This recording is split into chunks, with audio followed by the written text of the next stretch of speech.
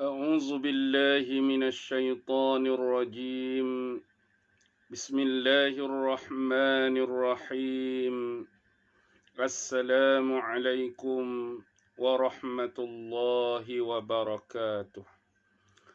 الحمد لله رب العالمين، وبه نستعين على أمور الدنيا والدين، والصلاة والسلام على أشرف الأنبياء والمرسلين وعلى آله وصحبه أجمعين. اللهم يسر ولا تعسر. اللهم صل على سيدنا محمد وعلى آله وصحبه وسلم، ولا حول ولا قوة إلا بالله العلي العظيم. أما بعد. Alhamdulillah, syukur kehadrat Allah Subhanahu wa Ta'ala, kerana dengan limpah kurnia, rahmat, kasih sayang dan inayah daripada Allah Subhanahu wa Ta'ala, alhamdulillah, pada malam ini kita sekali lagi bersiaran untuk edisi yang keseterusnya. Dan insya-Allah pada malam ini kita akan berbicara sebahagian daripada sirah ataupun sejarah perjalanan hidup Rasulullah sallallahu alaihi wasallam di bawah bab ataupun tajuk siri-siri penganiayaan yang pernah dilakukan oleh kafir-kafir musyrikin Mekah terhadap diri Rasulullah sallallahu alaihi wasallam. Di dalam sekian banyaknya peristiwa-peristiwa yang pernah dirakamkan di dalam kitab-kitab hadis dan juga di dalam buku-buku sirah dan sejarah yang ada keterkaitan dengan riwayat hidup Rasulullah sallallahu alaihi wasallam. Dan pada malam ini kita akan memaparkan beberapa kisah berkaitan tajuk yang ingin kita ketengahkan. Sebagai contoh, pernah pada suatu hari datang kepada Rasulullah sallallahu alaihi wasallam, iaitu salah seorang sepupu kepada baginda sallallahu alaihi wasallam, iaitu Utaibah. Siapakah Utaibah, sepupu kepada Rasulullah ini? Beliau adalah anak kepada bapa saudara Nabi, iaitu Abu Lahab, merujuk Utaibah bin Abu Lahab. Dia juga sama seperti bapaknya yang memusuhi dakwah dan seruan Islam yang disampaikan oleh Rasulullah sallallahu alaihi wasallam, sehingga kan pada suatu hari Utaibah bin Abu Lahab ini pernah mendatangi Rasulullah dan berkata kepada baginda, "Sesungguhnya wahai Muhammad, aku mengingkari firman Allah Subhanahu wa Ta'ala yang berbunyi, wan najmi idza hawa, iaitu demi bintang ketika ia terbenam," merujuk surah An-Najm ayat yang pertama. Dan ada juga riwayat yang mengatakan yang disebutkan oleh Utaibah itu merujuk ayat yang ke-8, iaitu summa dana fatadalla. Kemudian dia, yakni Jibril, mendekati Rasulullah dan kemudian makin mendekati lagi. Jadi selepas mengeluarkan perkataan tersebut, seolah-olah apa yang ingin disebutkan oleh Utaibah kepada Rasulullah, dia mengingkari firman Allah tersebut. Lalu Utaibah menyakiti diri dan fazikal baginda sallallahu alaihi wasallam. Lebih jauh, Utaibah merobek-robek pakaian yang dipakai oleh Rasulullah, dan yang terakhir beliau meludah ke arah wajah Rasulullah. Tetapi Rasulullah bernasib baik, ludahan yang dikeluarkan oleh Utaibah itu tersasar daripada mengenai wajah Rasulullah sallallahu alaihi wasallam.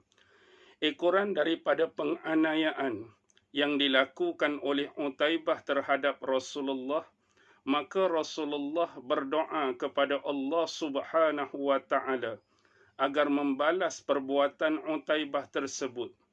doa yang diucapkan oleh Rasulullah sallallahu alaihi wasallam, ya Allah, engkau hantarlah salah seekor daripada anjing-anjing ciptaanmu untuk menerkamnya. Jadi Rasulullah minta Allah Subhanahu wa taala menerusi doa tersebut supaya menghantar seekor anjing daripada anjing-anjing ciptaan Allah Subhanahu wa taala untuk menerkamnya, yakni merujuk kepada Utaibah bin Abi Lahab. Diringkaskan cerita, pada suatu ketika keluarlah Utaibah bersama dengan beberapa rakannya daripada Bani Quraisy menuju ke satu tempat yang kita kenali sebagai bumi Syam. Tetapi khusus diceritakan tempat yang disinggahi oleh Utaibah pada masa itu di Syam ialah Az-Zarqa, satu tempat yang bernama Az-Zarqa. Dan kemudian pada malam tempat mereka menginap di Zarqa itu, kawasan tersebut banyak dikelilingi oleh singa-singa yang liar. Bila melihat keadaan tersebut, maka dengan nada berseluruh, Utaibah bin Abi Lahab ini mengatakan apa? Wahai saudara-saudaraku, sungguh celaka. Ini sesungguhnya demi Tuhan adalah pemangsa yang seolah-olah dihantarkan kepadaku kerana doa Muhammad. Sesungguhnya Muhammad, dia telah membunuhku walaupun dia berada di Mekah, tetapi aku berada di bumi Syam. Daripada perkataan ini menunjukkan makbulnya, diijabahkan doa ataupun permintaan Rasulullah sallallahu alaihi wasallam sebelum ini atas perlakuan Utaibah bin Abi Lahab terhadap Rasulullah sallallahu alaihi wasallam. Dan diringkaskan cerita, singa-singa tadi mencari dan menerkam ke arah Utaibah dan beliau terbunuh daripada terkaman dan cengkaman singa-singa tersebut.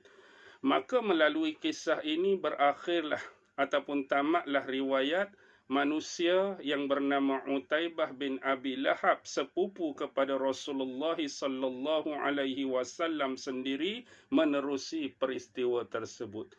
Hal ini terjadi kerana penganiayaan yang dilakukan oleh beliau sendiri berupa menyakitkan hati Rasulullah, menyakitkan fizikal Rasulullah dengan niat nak menjatuhkan kewibawaan dan maruah Rasulullah sallallahu alaihi wasallam. Dan ada di antara beberapa kisah yang lain sebagai contoh yang diriwayatkan di dalam Sahih Bukhari. Di dalam Sahih Bukhari ada satu hadis yang diriwayatkan oleh Imam Bukhari menerusi riwayat Urwah bin Az-Zubair. Siapakah dia Urwah bin Az-Zubair? Urwah bin Az-Zubair adalah merupakan anak kepada Zubair bin Al-Awwam, salah seorang sahabat besar Rasulullah sallallahu alaihi wasallam, dan juga anak kepada Asma binti Abi Bakar. Kerana Asma binti Abi Bakar adalah isteri kepada Zubair bin Al-Awwam. Jadi suatu ketika Urwah bin Az-Zubair ini pernah bertanyakan kepada salah seorang sahabat besar Rasulullah sallallahu alaihi wasallam, iaitu Ibnu Amr bin Al-As. Ibnu Amr merujuk kepada Abdullah bin Amru bin Al-As. Wahai Abdullah, kamu boleh tak tolong ceritakan kepadaku ataupun gambarkan kepadaku apakah bentuk penganiayaan ataupun penyiksaan yang paling keras yang pernah dilakukan oleh kafir-kafir musyrikin Mekah terhadap diri Rasulullah sallallahu alaihi wasallam. Jadi diceritakan oleh Abdullah bin Amru bin Al-As suatu ketika bahawa Rasulullah sallallahu alaihi wasallam sedang solat di sudut kawasan Kaabah yang kita kenali hari ini sebagai Hijr ataupun Hijr Ismail. Di waktu itu datang dan masuklah salah seorang kafir musyrikin Mekah yang dalam sejarah disebut dengan namanya Uqbah bin Abi Mu'ith. Bila dia melihat keadaan Rasulullah pada waktu itu dalam solat, dalam berkeadaan sedang sujud, Lalu dia melilitkan pakaiannya ke arah leher Rasulullah sallallahu alaihi wasallam dan menarik lilitan tersebut dengan keras. Maksudnya gambaran dia bila Rasulullah sedang dalam keadaan sujud, dia datang daripada Rasulullah dari arah belakang lalu melilitkan pakaiannya ke arah leher ataupun tengkuk Rasulullah sallallahu alaihi wasallam, lalu beliau menariknya dengan keras. Melihat keadaan tersebut, Rasulullah diperlakukan dan dianiaya dengan sebegitu rupa, manakala datanglah sahabat baginda sallallahu alaihi wasallam iaitu Abu Bakar As-Siddiq. Lantas dia memegang badan Uqbah bin Abi Mu'is dan mengesampingkannya ke arah di sisi. Lalu dalam keadaan ini menunjukkan bahawa Abu Bakar cuba menyelamatkan kondisi ataupun keadaan Rasulullah sallallahu alaihi wasallam pada ketika itu yang telah dianiaya oleh seorang kafir musyrikin Mekah yang bernama Uqbah bin Abi Mu'is. Dan ada beberapa riwayat lain yang melakukan hal yang sama, iaitu Uqbah ketika Rasulullah dalam keadaan sujud, lalu dia memijak-mijak kepala dan belakang Rasulullah dalam keadaan Rasulullah masih berada dalam keadaan sujud. Lalu Abu Bakar berteriak kepada Uqbah bin Abi Mu'is, adakah kamu akan menyiksa kami? Adakah kamu akan menyerang kami? Kepada seseorang yang mengatakan Tuhanku, Rabbku adalah Allah subhanahu wa ta'ala. Itu kisah yang kedua.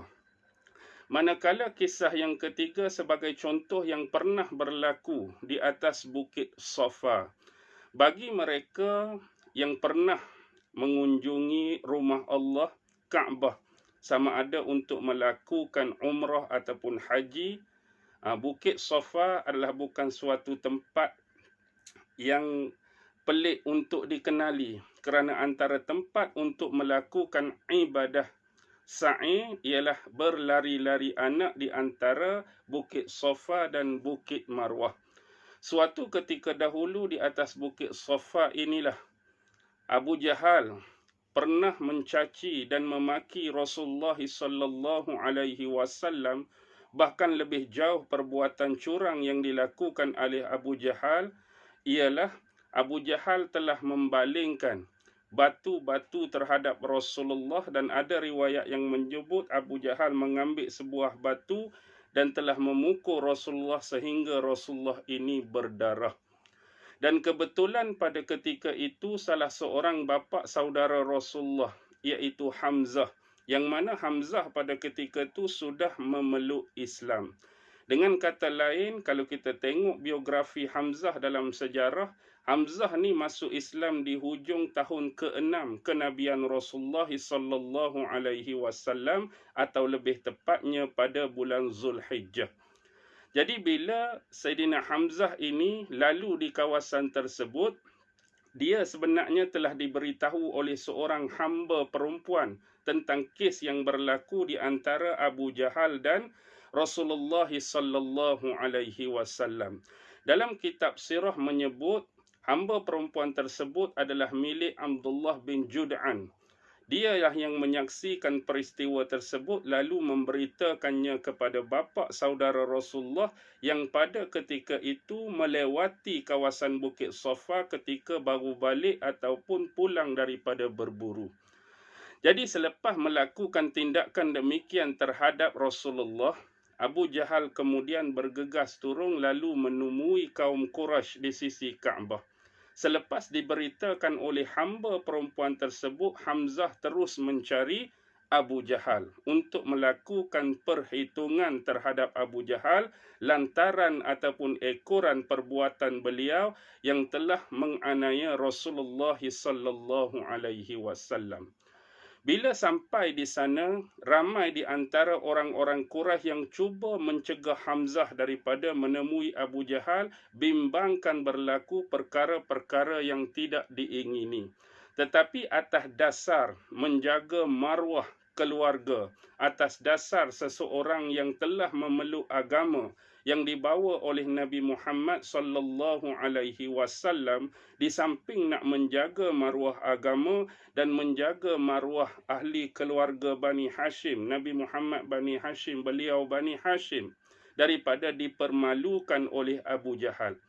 Lantas bila betul-betul berada di hadapan Abu Jahal, apa kata Hamzah bin Abdul Muttalib? Wahai yang hina dina, sesungguhnya kamu telah melakukan perbuatan yang keji. Kamu telah melakukan perbuatan yang mungkar terhadap anak saudaraku Muhammad sallallahu alaihi wasallam.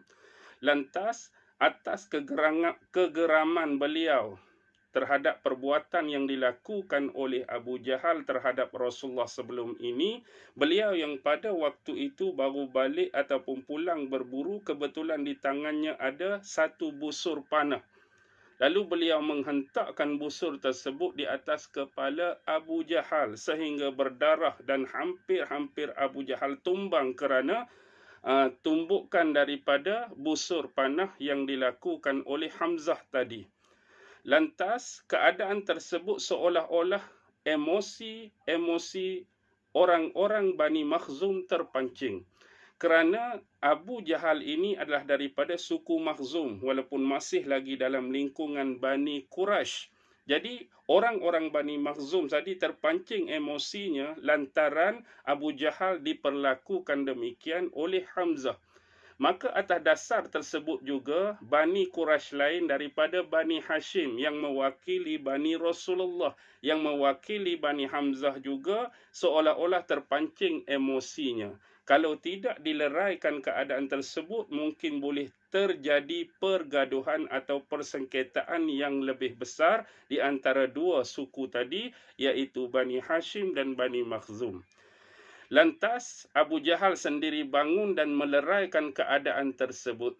Biarkanlah Abu Imarah. Abu Imarah ini adalah julukan ataupun kunyah kepada nama bapa saudara Rasulullah sallallahu alaihi wasallam, iaitu Hamzah. Sesungguhnya benar apa yang telah diucapkan olehnya, sesungguhnya aku telah mencaci dan menjelek-jelekkan anak saudaranya Muhammad dengan sekeras-keras pencacian ataupun sekeras-keras perkataan. Lalu di sini melalui beberapa kisah ini menggambarkan kepada kita bahawa bukan setakat sahabat-sahabat Rasulullah sallallahu alaihi wasallam di dalam sejarah sahaja yang diperlakukan penganiayaan ataupun kezaliman terhadap mereka.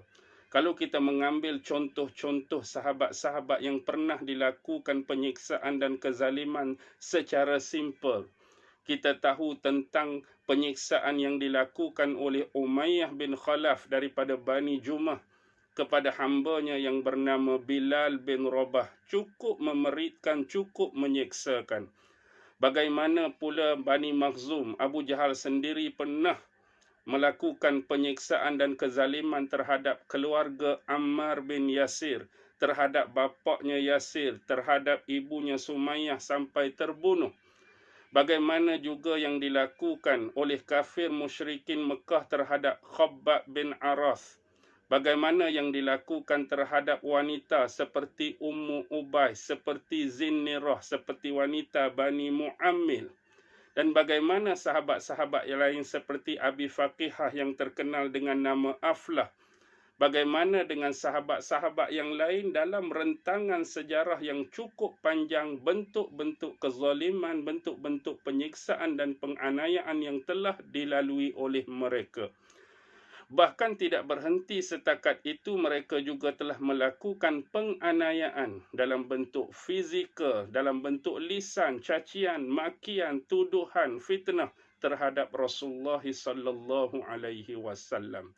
Dan sedikit daripada beberapa kisah yang kita kongsi dan kita paparkan pada malam ini menyedarkan kepada kita bahawa usaha dakwah Rasulullah ini bukanlah diberikan oleh Allah kepada beliau dengan jalan yang senang dan mudah. Digambarkan kepada kita usaha dakwah Nabi ini dipenuhi dengan segala mihnah, dengan segala percubaan, dengan segala ujian dan tribulasi. untuk benar-benar Rasulullah melihat agar Islam ini sampai kepada segenap penjuru alam beserta dengan keyakinan, dengan akidah, dengan keimanan yang benar-benar tulus ikhlas hanyalah kepada Allah Subhanahu wa taala, dan kita hidup di atas nama Allah dan kita mati insya-Allah juga harapan kita di atas nama Allah dan agama Islam. Akhir kalam, sebelum kita berakhir, jangan lupa tekan butang like, butang share dan butang subscribe. Mudah-mudahan Allah Subhanahu wa taala senantiasa merahmati kita semua. Akhir kalam dengan ucapan selamat malam. Wabillahi taufiq wal hidayah. Wassalamualaikum warahmatullahi taala wabarakatuh.